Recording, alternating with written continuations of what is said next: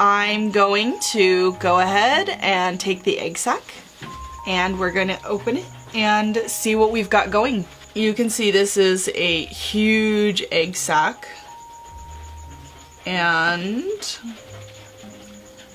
the fact that she is still guarding it indicates that, I know, honey, I know, it's alive and well, and it looks really nice and soft, and that is a good sign. You know, I always feel terrible doing this, but I take solace, she's holding the net, that's really sad, in the fact that obviously I have the well-being of the slings in mind. I know, sweetheart, I'm sorry. Obviously that they're going to do well in my care.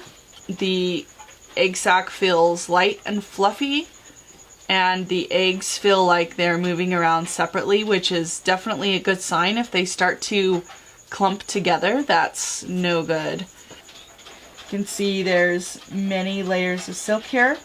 This species is notorious for having huge numbers of offspring. Obviously, when you're doing this, you want to be careful not to cut into the meat of the egg sac where the eggs are, but there are often so many layers of silk that, oh yes, yes, yes, yes, yes. So, if you're seeing what I'm seeing, that's tons of little babies. Okay, moment of truth. Oh my gosh. So, I hope that you're seeing what I'm seeing, but this is good. I'm just gonna use my soft bristle paintbrush.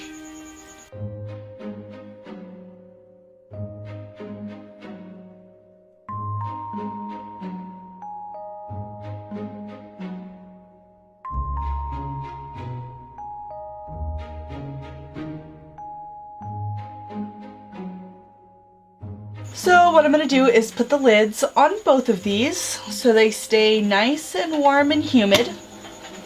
At this point, a death sentence for such a young little sling is if they dry out.